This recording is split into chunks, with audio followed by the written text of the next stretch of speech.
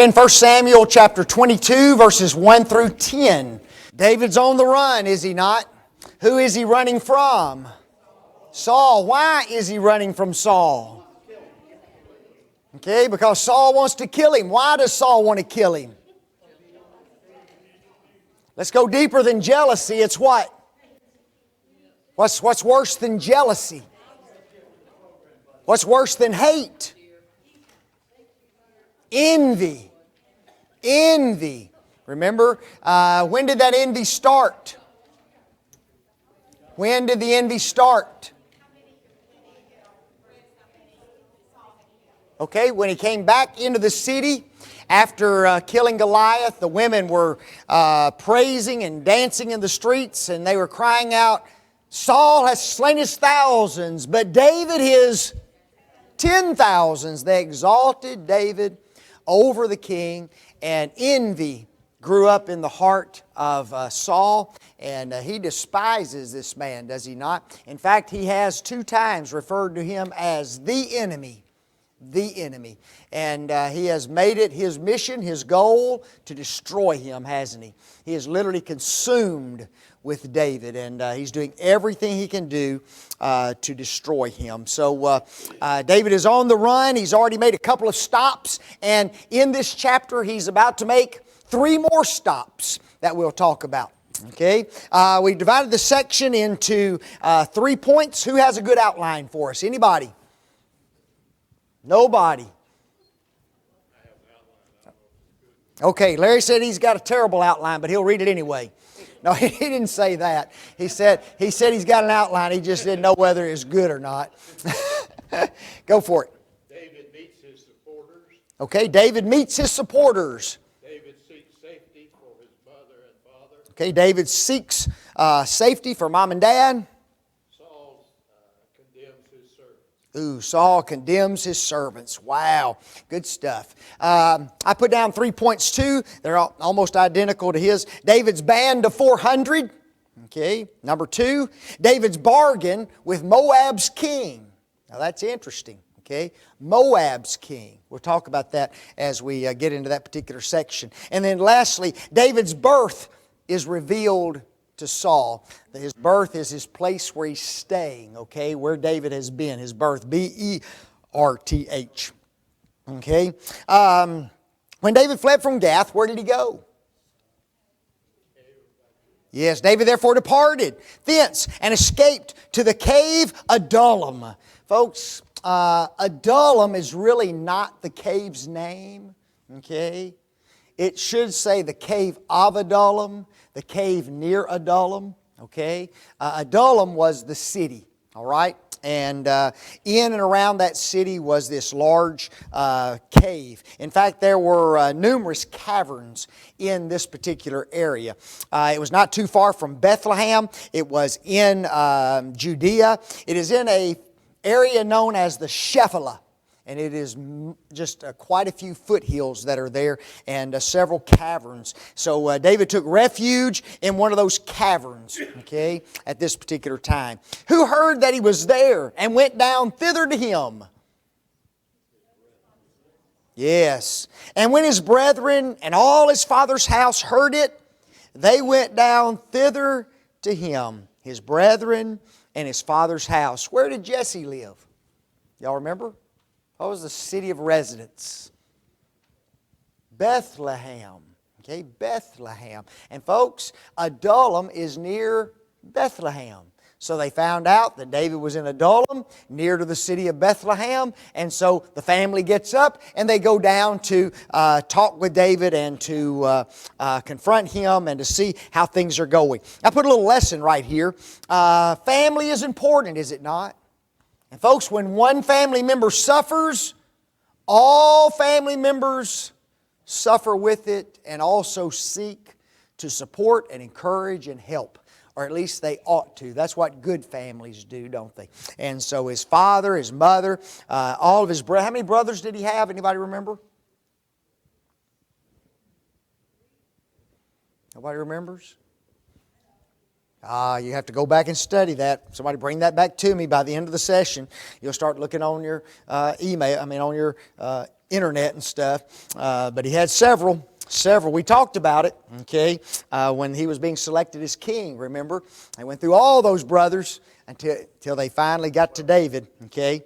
What three other groups came to be with David at this particular time?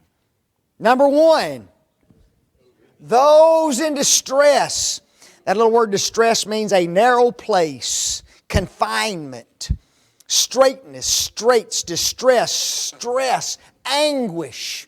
Why do you think they were in stress? Why were they in distress? Why were they in such anguish? What could have caused it and caused them to go to David? Okay, the treatment of David. Guys, Saul's kingdom was an oppressive kingdom, was it not? Isn't that what God said was going to happen? The king's going to come in, he's going to take your sons, he's going to take your daughters, he's going to take your servants, he's going to take your land, he's going to take everything that he can take, he's going to tax you. And these individuals, because of this new administration, are in great distress. And it looks as though things are heading toward what? Toward David, does it not? Okay, that's what many individuals think. Even those in Gath had kind of an idea that David was going to become what? King. We're talking about the Philistines, aren't we? So the area knew that there was this big rift between Saul and David, and if you're being kind of oppressed by one administration, what do? Yeah, you run to the other one, don't you? So these individuals were in distress. Number two, they were in debt. You get all your income taken from you by taxes and other things. You get what? In debt. Folks, is debt like slavery?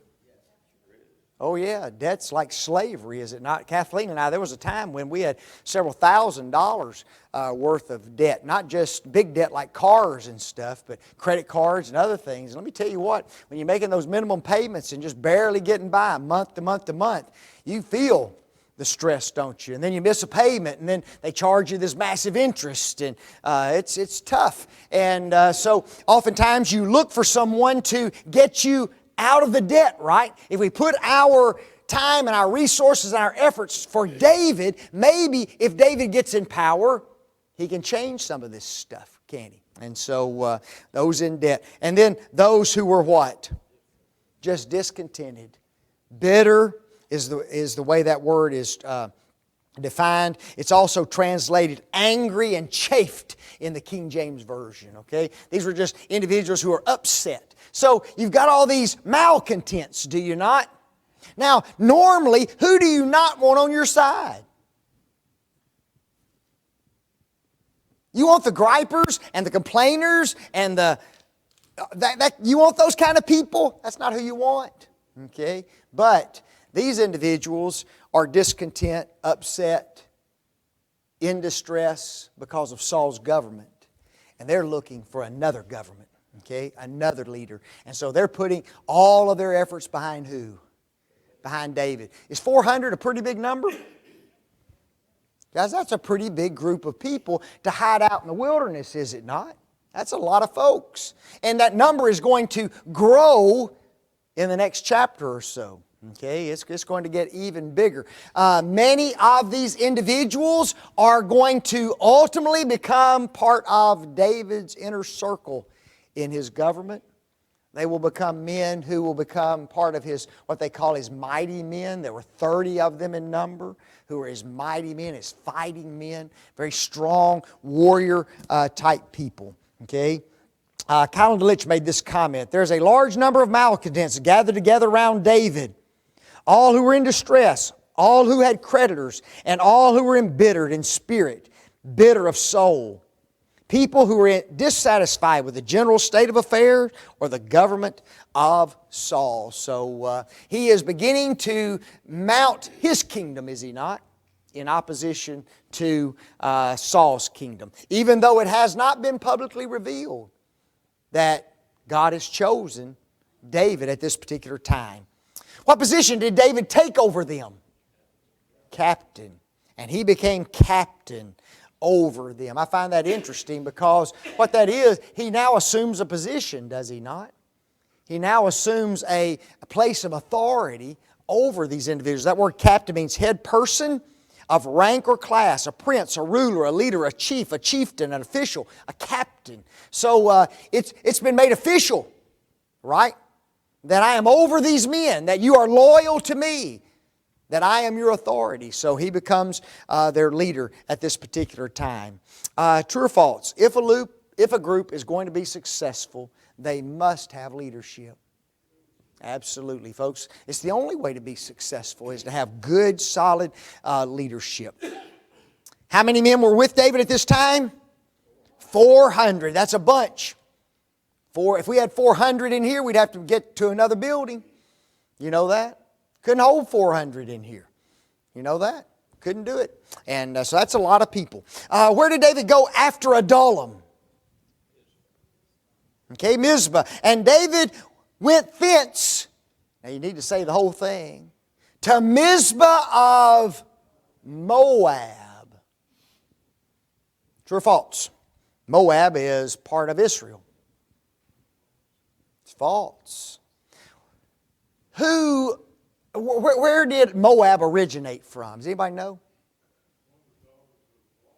Yes, one of the daughters of Lot brought into existence the Moabites. They are on the other side of the Jordan River. They're in the area known as the Trans-Jordan region. And oftentimes in Scripture, the Moabites are enemies of the people of God. But here David he's crossed the Jordan, gone to Mizpeh, and into the realm of Moab. Who did he want to remain in Moab? Yes. And he said unto the king of Moab, Let my father and my mother, I pray thee, come forth and be with you, till I know what God will do for me. Here's my question. Why Moab?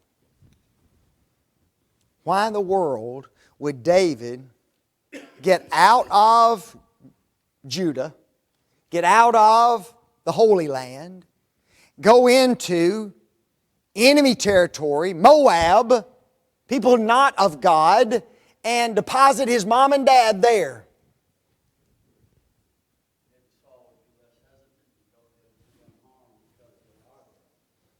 Maybe. But it might run deeper than that. Yes, ma'am. Miss Sylvia is getting way down deep on this stuff. Okay. Ruth was a Moabite. Folks, Ruth is the great-grandmother of David. She's the grandmother of Jesse. So we're not very far removed from who? From Ruth herself. And she's a Moabitess. So David's family, David's lineage had roots where? In Moab. Who did he go to? He went to the king, guys. He didn't go to just some, common old Joe down in Moab. He went to the king of Moab. He had a relationship, a very strong relationship with the Moabites, apparently through that family lineage connected to Ruth, who was a Moabitess. And I find that just pretty interesting. I put another little lesson down here. It is good to network yourself in numerous places, because you never know who you're going to need to help you. You know that? You never know. There's a parable that talks about that very thing. Did you know that? A parable talks about the unjust steward. And the Lord commends this unjust steward, not because he was unjust, but because of his wisdom. And he had networked himself well. And it's a very interesting parable that we could talk about. True or false? The king of Moab refused to accept David's mother and father in his land. False. And he brought them before the king of Moab, and they dwelt with him all the while that David was in the hold. So all the while that David was fleeing, all the while that David was struggling, he kept them safe in his care. Would Saul be very hesitant to rise up against the king of Moab? Guys, we're talking about full-out warfare, wouldn't we? Okay, and many times kings, you prefer peace over what? Peace over war, and so it'd be kind of a crazy thing to fight against David through the king of Moab. Who told David to flee to Judah? Gad the who? The prophet. Okay, and the prophet Gad said unto David, Abide not in the hold, depart, and get thee into the land of Judah. Gad the prophet. This is the first time that we ever read of Gad. But folks, Gad is going to become a fairly prominent figure later on as we continue to study about the life of David. We're not certain whether Gad was one of the malcontents. Could he have been? See, he might have been a part of the 400, mightn't he? We're not told that. Or it could have been that it was Samuel who sent Gad to David to tell him to do what? Leave the land of Moab and get back to Judah. Okay? We just don't know.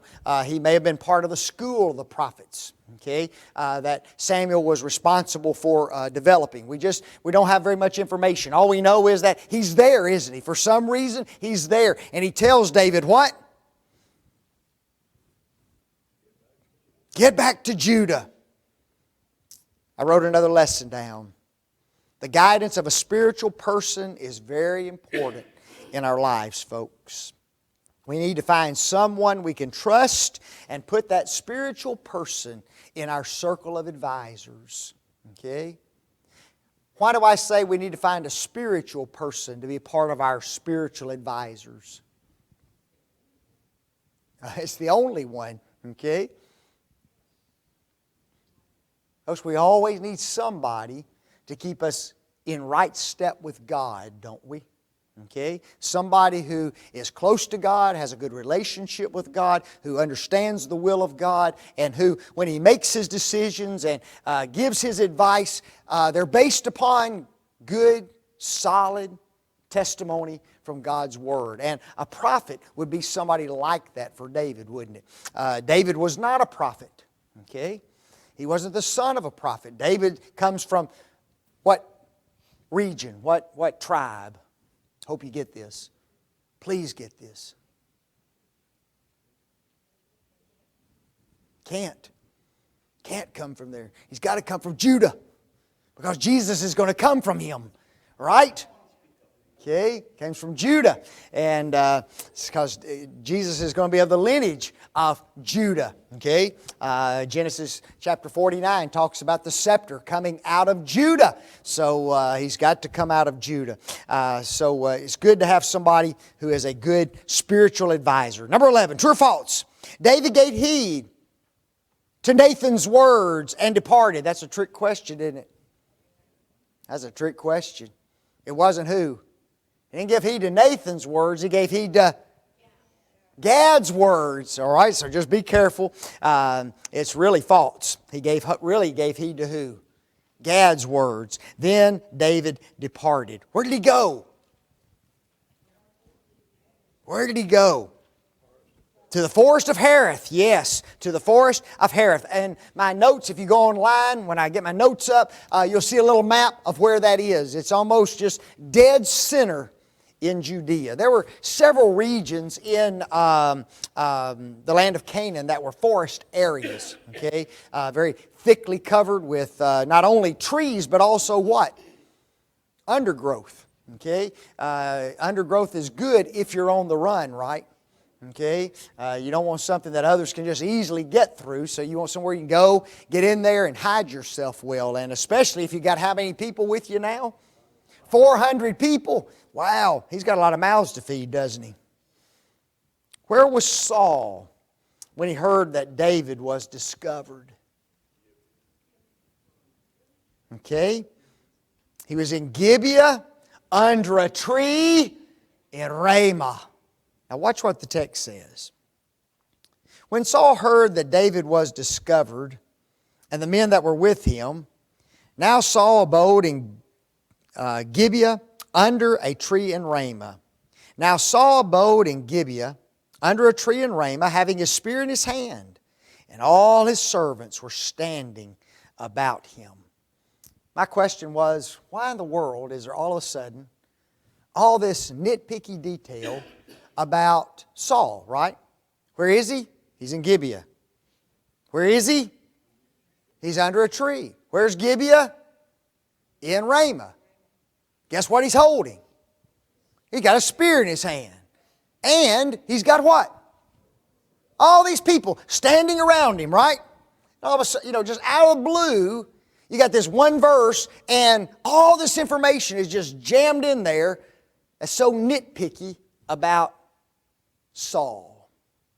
My question is, why? Why? Ah, yes. Guys, this is an official meeting. This is a convocation of His people, okay? Especially of His best warriors, because He's going to specifically address the who? The Benjamites, okay? They were skilled warriors, folks. Saul has discovered the whereabouts of David, and what has he done? He's called an outside convocation. And what does he have in his hand? A spear. Guys, he is preparing for what? He's preparing for battle. He's preparing to go get David, okay? How? Well, that was his javelin. He went to spear classes. So, all of a sudden you just come across this verse, boom, and so much information, it lets you know this is important, okay? Something really official is going on here, okay? What group of people did he address? Okay, his servants, specifically the Benjamites, okay? Then Saul said unto his servants that stood about him, Hear now, ye Benjamites. Who's talking? Saul. What tribe's he from? Huh? Yes, he's from the tribe of Benjamin. So he's talking to who? He's talking to kinsmen, is he not? He's not talking just to any, he's talking specifically to people who you would think would be what? Extremely loyal to him, right? And the speech that he gave just makes you want to cry. It's sad. Beverly said, it is. It's very, very upsetting. Man. What did Saul tell them that the son of Jesse couldn't give them? 4 things. Number 1, fields. Number 2, vineyards. Number 3, couldn't make them captains of thousands. And number 4, captains of hundreds. David can't what? Reward you. David can't give you anything. Do some people serve others just so they can get? Oh yeah. Oh yeah. You know, you befriend someone just so that you can get a position. Just so that you can get what you're wanting out of life, right? And so he lets these guys know, guys, if you go to David, guess what? David can't give you anything. Is that true? Right now he can't. Can he? All he's going to do is take you on a journey for a while, right? Through thickets and caves. That's all he can do. He can't provide you anything. So the first thing that he does is he provides them an incentive to what? To stay with him, right?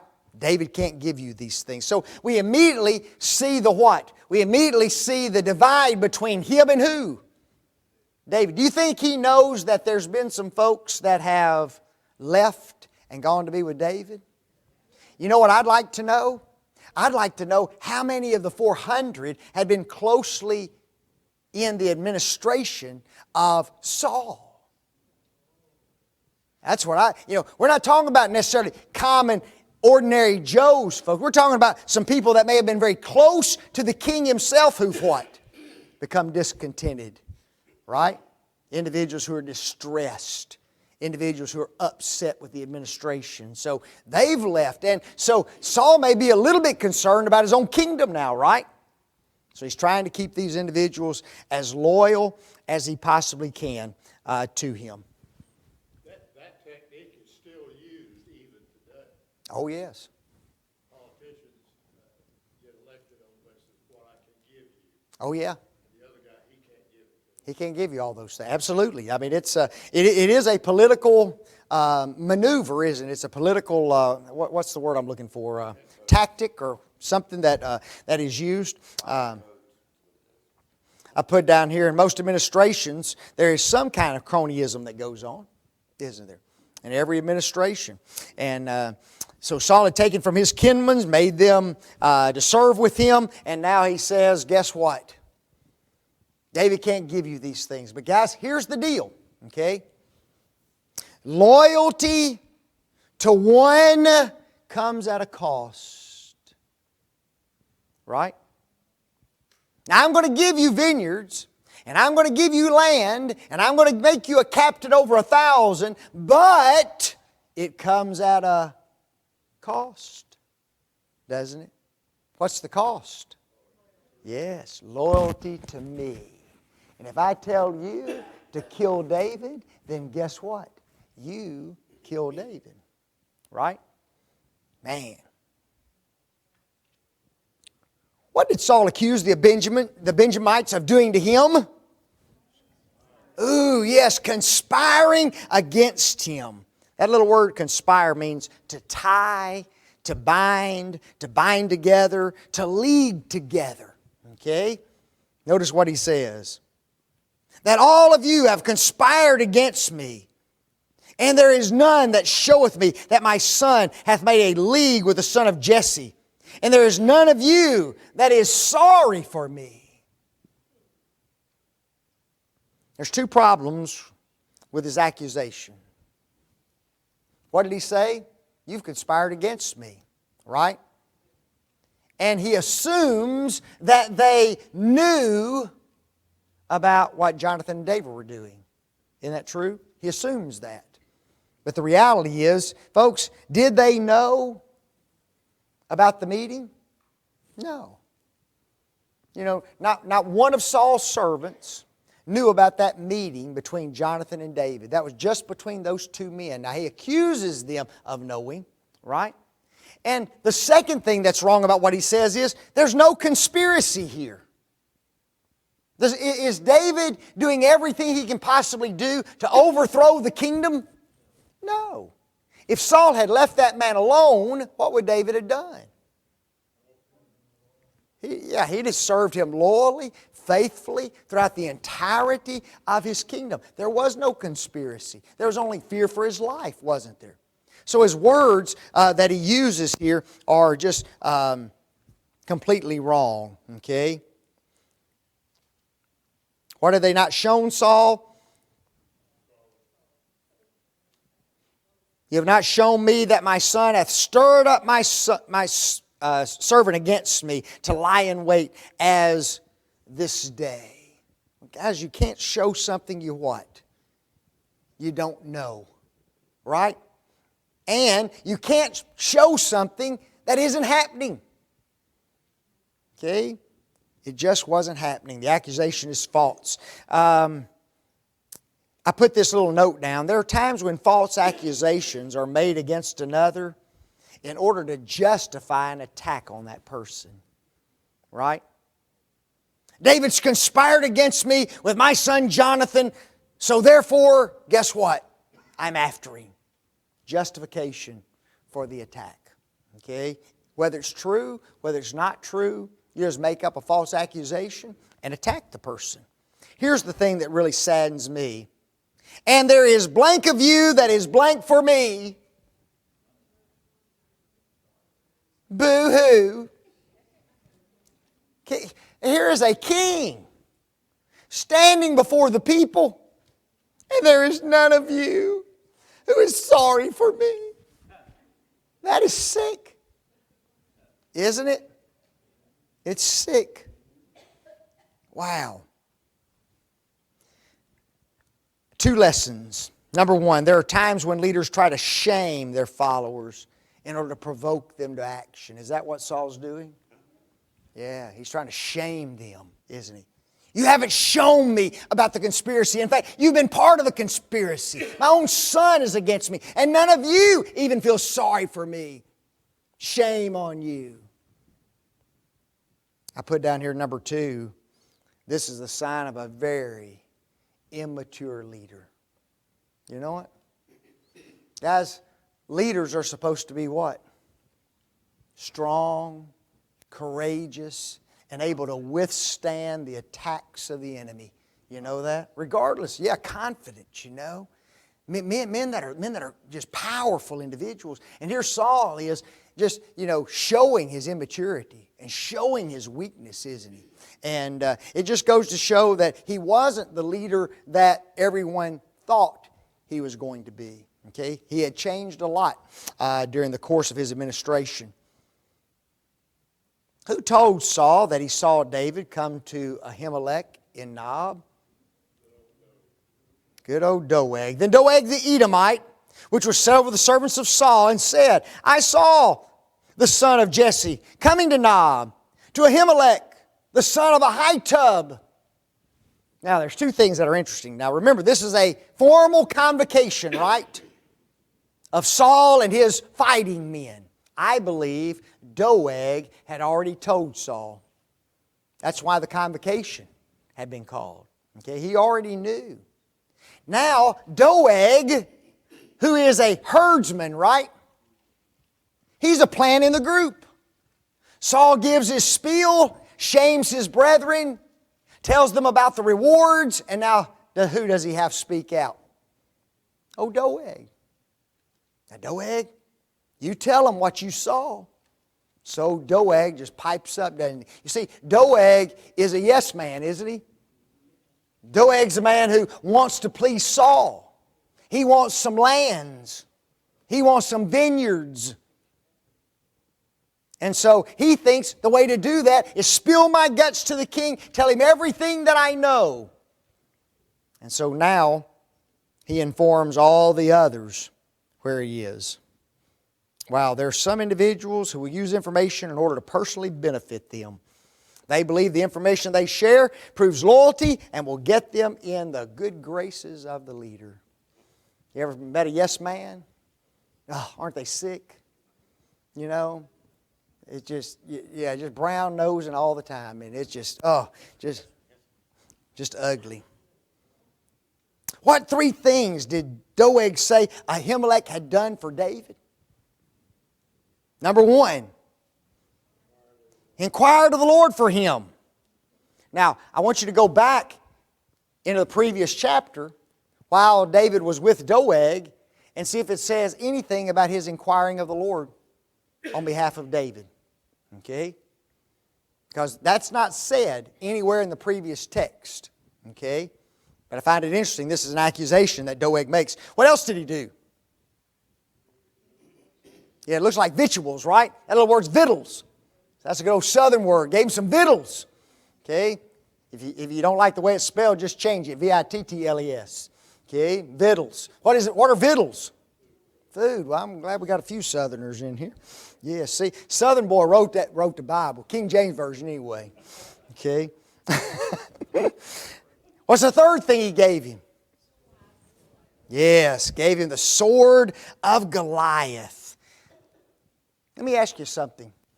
We know that he gave him food. We know that he gave him a sword. But we don't know that he did what? Inquired of the Lord for him. Right? And is it possible for somebody who wants to really get in good graces with the king to embellish the story? Oh yeah. You know, you tell everything and then some, right? I really want this to sound good. Okay? Man.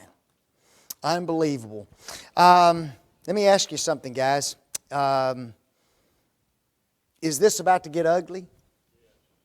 It's about to get very ugly. Okay? In our next chapter, guess where Saul's heading? The text says that he heard where David was, right? Was David in Nob anymore? He was in Hareth. He wasn't even very far from Saul, folks. Okay? He was back over in Hareth. But guess where Saul's going to go? He's going to go to Nob because he thinks that David is still where? In Nob. He's been given false information. Okay? But when he gets to where he's going, it's not going to be good. It's not going to be good. We finished early today. Can you believe it?